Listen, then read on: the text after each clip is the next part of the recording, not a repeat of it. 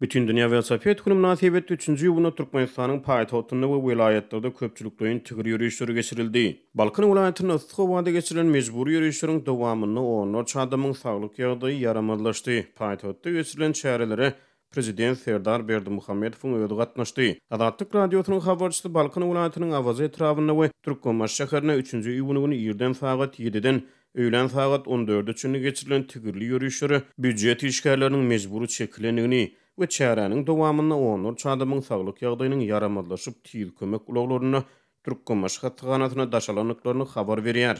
Şeýle bütün Dünya Velosiped Günü Hazar ýakyn şäherde ýer sagat 7-den öýlen sagat 15-e çenli ýeňil awtolawlaryň hereketi çäklendirildi. Adamlara awtolaw sürmek gadagyn edildi diýip Balkanly bir ýaşaýjy Azatlyk radiosynyň habarçysyna gurrun berdi. 3-nji ýylyny Balkan awatda howanyň temperaturasy +42 gradus Türkmenmaşda bolsa, +33 gradus töwereklerini hasap alındy. Ýöne yssyk howa garamazdan büdjet işgärleri köpçülikden tigir ýürüýüşlerine gatnaşmaga mejbur boldy. Çäreleriň dowamyny döwlet telewizionyasy üçin video reportajlar taýýarlandy. Döwlet telewizionyasına görä Türkmenistanyň prezidenti Serdar Berdimuhammedow şenbe güni möhüm sene münasebetli Aşgabatda geçirilen köpçülikden tigir ýürüýüşleriniň öňüni çekdi. Paýtagtda müňlerçe adam Çandybil şaýorynyň we Bekrebe köçetiniň çatyrygyna ýygnanyp bitarap Türkmenistan köçetiniň ugry bilen şäher merkezine çeni tigir sürdüler. Balkan vilayatyna geçirilen köpçülikden tigirli ýürüýüşleri müňlerçe raýat çolsana büdjet işgärleri we talip ýaşlar çekildi. Çäre gatnaşmayan büdjet işgärleri iş ýerlerine velosiped bilen barmaly edildi diýip bir büdjet işgär Azatlyk radiosynyň habarçysyna gurrun berdi. Birleşen Milletler Guramasynyň baş assambleýasy bir näçe ýyl mundan ozal Türkmenistanyň teklifi bilen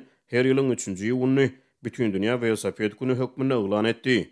Türkmen hökümeti ýurtda her ýyl adynyň 2 gezek Bütün Dünya Saglyk Gününe we Bütün Dünya Velosiped Gününe köpçülikden tigir ýürüýüşlerini geçirip sagdyn durmuş ýörelgileriniň we sportyň wagt edilýändigini mejburi çäreleriň ýyla tarasynyň giň goldaw tapýanyny aýdýar. Şeýle bu çäreleriň dowamyny awtolawsuz hereketiň wagt edilip daşky gurşa we aýawly çemeleşmek babatda halk arasyna habarlylyk kampaniýalarynyň alınıp barylýanyny gaýdylýar. Soňky ýyllarda Türkmenistana tigir sürmeklik döwlet derejesine giňden wagt edildi. Büdjet işgärleri velosiped satyn almaga mejbur edildi. Ýöne yerli synçylar Türkmenistana velosipediň döwlet mediasyna aýdylşy meşhur däldigini, şu wagt içinde velosport uğru boýunça halkara ýarışlarda üstünlük gazanan Türkmenistanyň ýokdugyny aýdýarlar. Azatlyk radiosynyň habarçylary bilen gurrundaş bolan Balkanly ýaşaýjylar 3-nji ýylyň Türkmenistanyň teklifi bilen Birleşen Milletler Guramasy tarapyndan velosiped güni ulan edilmegini gutlamak we wagt etmek üçin bu senen Türkmenistanyň hökümetiniň halkara derejesine ikrar edilmeginiň delili hökmüne görkezmek üçin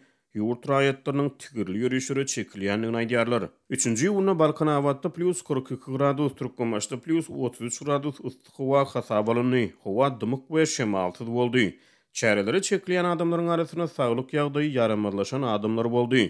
Çäre gatnaşan adamlaryň arasyna huşundan gidip ýykylan adamlar boldy. Ýöne emeldarlar üçin bu möhüm emeldarlar üçin çäre geçirmek möhüm bir Balkanly ýaşaýjy Azatlyk radiosynyň habarçysyna gurrun berdi.